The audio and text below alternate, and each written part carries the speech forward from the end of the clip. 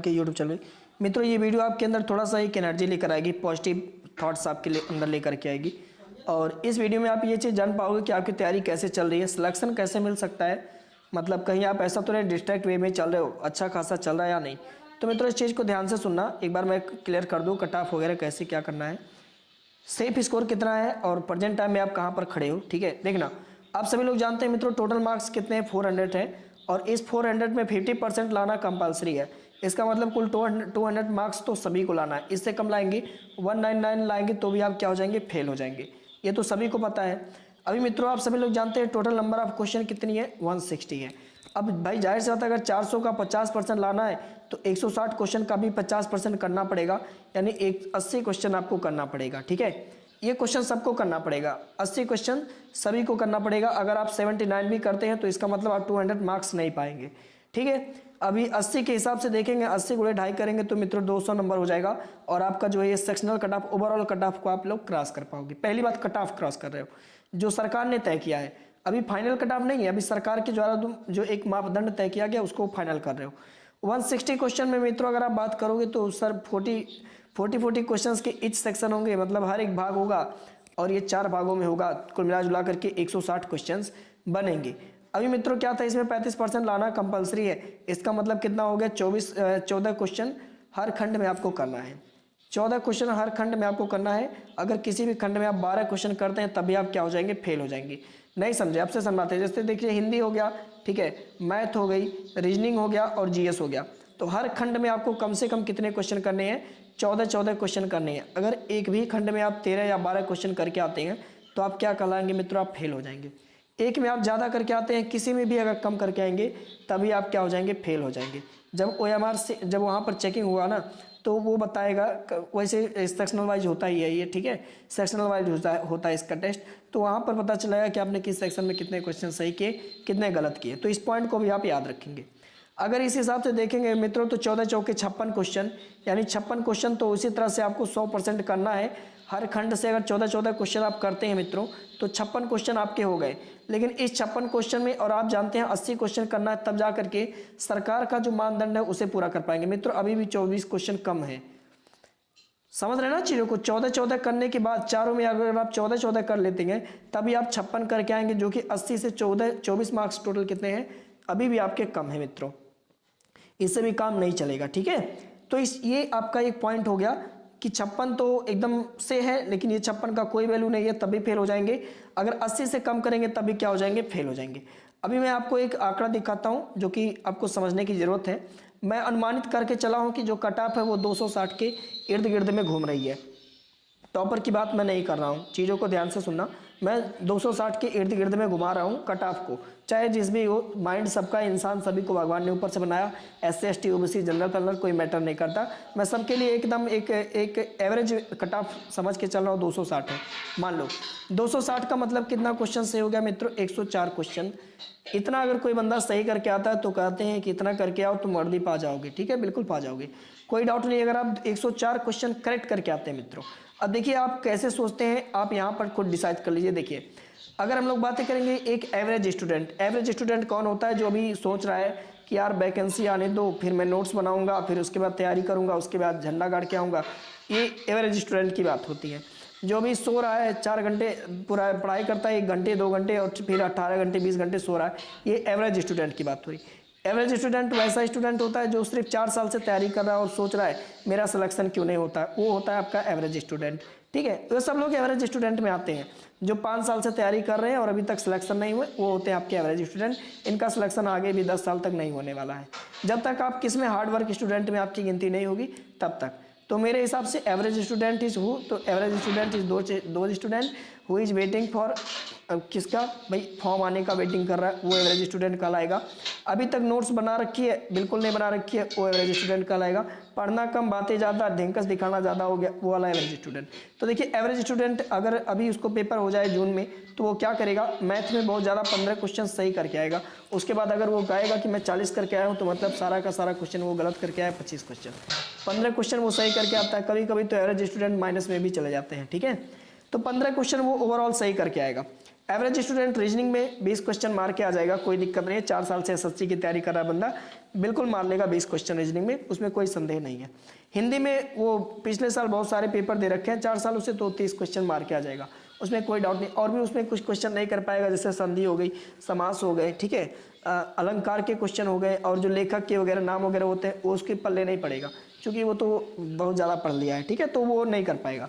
GS में अगर हम लोग बातें करेंगे दरोगा भर्ती की जीएस में, तो वो बहुत उड़ करके जाएगा, एसएससी की तैयारी कर रखा 4 सालों से, तो वो 13 क्वेश्चन बहुत ज़्यादा करके आएगा, इससे बेसी वो कर नहीं सकता एवरेज स्टूडेंट। अगर आप भी एवरेज स्टूडेंट हैं तो आपका भी रिजल्ट यही है, बाकी अब आप खुद सोचिए आपको क्या बनना है। अभी बताऊंगा आगे हार्ड वर्क स्टूडेंट कैसे बन सकते हो। तो ओवरऑल अगर सबको मिला दिया जाए तो मित्रों ये करेगा कुल टोटल 78 नंबर, और घर पे आकर के भूजा बेली खा करके पापा को बताएगा मेरा तो इस बार सिलेक्शन हो गया, मैं तो इस बार बहुत ज़्यादा मैक्सिमम नंबर करके आया हूँ। और फाइनल रिजल्ट क्या होती है 78 नंबर, और रिजल्ट में उसका नाम आता है नॉट क्वालिफाइड का, लो फिर से चली गई एवरेज टेस्ट की, ठीक है।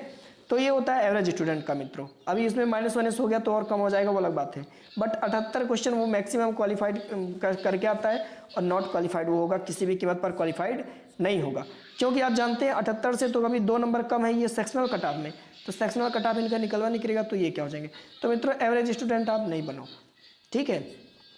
अभी हार्ड वर्क स्टूडेंट क्या करेगा, हार्ड वर्क स्टूडेंट वह स्टूडेंट होते हैं जो अभी इसी एरा में प्रेजेंट टाइम में जिनका मान लीजिए मैथ का सेक्शन कंप्लीट हो चुका है, जिनका जीएस का सेक्शन कुछ चल रहा है, हिंदी इनका कंप्लीट हो चुका है, रीजनिंग इनकी क्या हो चुकी है, कंप्लीट होगी, बस ये इसको रिवीजन करने वाले हैं, इनका इंतजार है कि फॉर्म आएगी बस मैं इसका रिवीजन करूंगा। ये होते हैं आपके हार्ड वर्क स्टूडेंट, ठीक है, जो सोचते कम है पढ़ते लिखते ज़्यादा हैं। अभी क्या इसमें सर्च नहीं करेंगे कि डेली जो है एक शेड्यूल बनाएंगे, एक ही शेड्यूल बनाएंगे, एक ही दिन बनाएंगे और उसी को फॉलो करेंगे। डेली ये नहीं देखेंगे कि रीजनिंग क्या पढ़े क्या ना पढ़े, जीएस क्या पढ़े क्या ना पढ़े, ऐसा ये लोग नहीं करते। That is called hard work student, ठीक है। ये बहुत सीरियस टाइप के होते हैं, बहुत कम बोलते हैं, मतलब स्मार्टली, बस ये ज़्यादातर तैयारी करते हैं और टॉपिक वाइज सब चीज़ों को अच्छे से पढ़ते हैं। अभी ये लोग मैथ इनको दे दिया जाए तो ये 25 क्वेश्चन करके आएंगे, 26वां छुएंगे नहीं, बेहतर तरीके से उनको अगर समझ में आ रहा है तो 28, 29, 30 तक जाते हैं।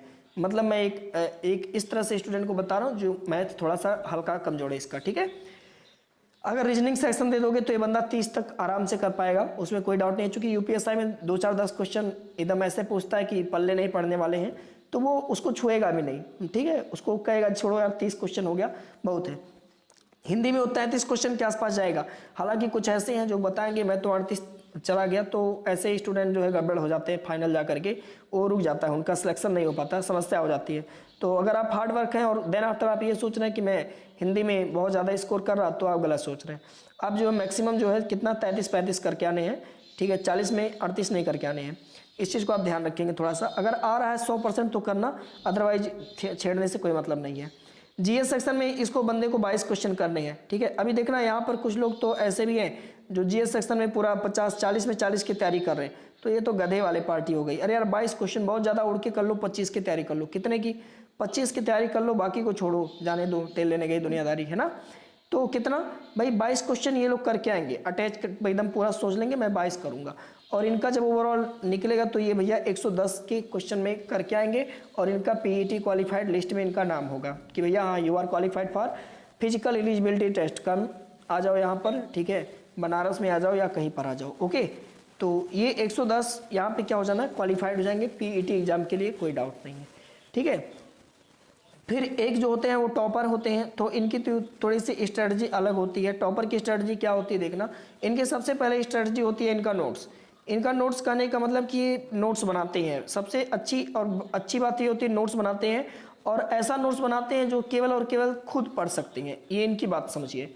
मतलब ये केवल उसी बिंदु को लिखना पसंद करते हैं जो इनको समझ में आता है, तो ये सबसे पहले सब चीज़ों का नोट्स बना रखे हैं। चाहे इनको नोट्स बनाने में जितना जल्दी से जल्दी ये नोट्स बना लेते हैं, बनाते हैं जरूर, पहली बात तो ये। दूसरी बात, टॉपर जो थिंकिंग करते हैं वो तुरंत इसको ख़त्म करने के बाद मैक्सिमम क्वेश्चन की तरफ बढ़ते हैं, और ये नहीं देखते हैं कि इस एग्ज़ाम के लिए मेरे कितने पैसे खर्च हो जा रहे हैं। लेकिन ये याद रखिएगा कि पेड बैच बिल्कुल नहीं खरीदते, जो ये टॉपर होते हैं ये पेड बैच नहीं खरीदते, बिल्कुल नहीं। ये केवल और केवल बुक की तरफ दौड़ते हैं। किसकी तरफ दौड़ते हैं? केवल किताब की तरफ दौड़ते हैं मित्रों, और कुछ नहीं। जब इनको कुछ नहीं समझ में आता तब उसको गूगल बाबा से पूछ लेते हैं। ये होते हैं आपके कौन से स्टूडेंट? टॉपर स्टूडेंट, ठीक है। बुक में जितना पैसा, ये सोचते हैं 2-4 हज़ार में बुक में फूंक दूंगा, मुझे कोई फर्क नहीं पड़ता, 7 लाख तो नहीं देनी पड़ेगी ना घूस के रूप में, तो 2-4-6 हज़ार ये बुक की तरफ, प्रैक्टिस सेट की तरफ फूंक देते हैं अपना। ये होते हैं टॉपर।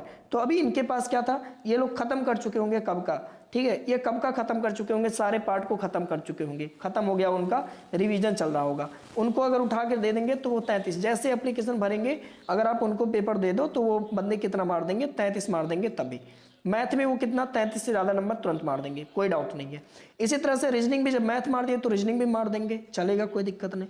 हिंदी भी इसी तरह से वो लोग भैया 30-33 आराम से कर देते हैं। फिर जीएस सेक्शन में देखिए, जीएस सेक्शन में वो कैटेगराइज कर चुके होंगे, अच्छा ये कैटेगरी का इतना, ये कैटेगरी का मार्क्स इतना, इतने क्वेश्चन कितना, ये टॉपिक ज़्यादा पूछा जाता है, पूरे पॉलिटी को वो पूरा 5-6 टॉपिक में बना दिए होंगे। और उस टॉपिक को दिन भर, लक्ष्मीकांत को तो एक एक लोग ऐसे एक एक दिन में 6-6, 7-7 चैप्टर जो है एक ही दिन में रगड़ देते हैं लक्ष्मीकांत का, ऐसे ऐसे टॉपर पड़े हुए। मेरे सामने भी 2-3 बच्चे ऐसे हैं, लक्ष्मीकांत उतनी मोटी किताब जो 15 दिन में, आप भरोसा नहीं करेंगे, 15-15 दिन में पूरा किताब खत्म कर देते हैं। कैसे शॉर्टकट बना लिए उसका, शॉर्ट नोट, जो उनको नहीं आता उसको नोट करो, नोट करो, नोट करो, इतना पढ़ दिए कि लक्ष्मीकांत भी सोचेंगे इसके बारे में, ठीक है। तो अभी जीएस उनको दे दो तो 12 क्वेश्चन तो आराम से मार देंगे। सबसे पहले उसका मूल विधि तो टच नहीं किए हैं, बाकी 12-14 क्वेश्चन वो जीएस वाले मार देंगे। 20 वाले सेक्शन में इनका 25 हो गया। मूल विधि बहुत लेट से छूते हैं ये बंदे। रीजन ये है कि इनको पता है 6 से 7 क्वेश्चन आना है, उसके लिए बहुत सारा पचारा नहीं, और वो भी मूल विधि में कुछ सिलेक्टिव पॉइंट, जैसे आरटीआई ये लोग पढ़ लिए, एक क्वेश्चन 100% आना है, भूमि अधिग्रहण वाला पढ़ लिए, एक क्वेश्चन 100% में आना है, साइंस एंड टेक्नोलॉजी यानी प्रौद्योगिकी वाला यहाँ से पढ़ लिया, एक क्वेश्चन आना है। तो ये 3-4 क्वेश्चन वहाँ से सोच लेते हैं कि अच्छा ये टॉपिक 100% आएगा, वही 3-4 टॉपिक पढ़ लेते हैं, दैट इज पूरा मूल विधि छोड़ देंगे। ऐसे होते हैं टॉपर की थिंकिंग, मैं बता रहा हूँ आपको, ठीक है। और ये पूरा लेकर के आते हैं 124 मार्क्स के आसपास में, और वही 290 या 290 से ज़्यादा, और ये भी क्वालिफाइड होते हैं पीईटी के लिए। अब मित्रों ये दोनों लोग क्वालिफाइड होते हैं पीईटी एग्जाम्स के लिए। अब दिक्कतें आ जाती है आगे चल करके, आगे चल करके कहने का मतलब कि अब ये जो दौड़ निकाल लेगा उसका फिर से क्या बनेगा, कट ऑफ बनेगा, फाइनल मेरिट, और फाइनल मेरिट में लगभग ये दोनों बच्चे जो दौड़ क्वालिफाइड कर लेते हैं वो लोग आ जाते हैं, ठीक है। अब मित्रों आप डिसाइड करो कि आप क्या हो। अगर आप एक एवरेज स्टूडेंट हो तो भैया आप इसको नहीं कर सकते, सिलेक्शन नहीं होगा। अगर आप एक हार्ड वर्क स्टूडेंट हो तो आप इंतजार किस बात का कर रहे हो, इंतजार नहीं करो, आप जो है मेहनत करिए, बस इतना आपको करना है। मैथ में 25 क्वेश्चन हो जाए, फिर आप समझिए कि तैयारी हो गई मैथ की। 30 क्वेश्चन रीजनिंग हो रही है, तैयारी हो गई है। 33 क्वेश्चन हिंदी आ रही है तो मतलब तैयारी बन गई है। 22 क्वेश्चन जीएस का मतलब मित्रों आपकी तैयारी बन गई। अगर आप टॉपर बनना चाहते हैं मित्रों तो बहुत आसान है, कुछ नहीं, टॉपिक वाइज चीज़ों को फिर से कवर करिए, सिलेबस के एक एक पॉइंट को कवर करिए, आप इस टॉपर की लिस्ट में भी आ सकते हैं। आशा करते हैं मेरा ये एनालिसिस आपको समझ में आ गया होगा, ठीक है। और अभी के लिए इतना ही। अगर आपके कोई डाउट्स होंगे, अगर आप ये चाहते हैं सर ये 25 क्वेश्चंस कहाँ से आते हैं, एक एक टॉपिक को, हर एक खंड के एक एक टॉपिक को भी कवर अप करके बताइए, कि एक एक टॉपिक को अलग करके बताइए कि किस टॉपिक पे कैसे क्वेश्चन ज़्यादा पूछाते हैं, तो उस पर भी मैं वीडियो बनाऊंगा। कमेंट सेक्शन में आपको कमेंट करना होगा। तो अभी के लिए इतना ही। जय हिंद, तैयारी करिए बेहतर तरीके से। धन्यवाद।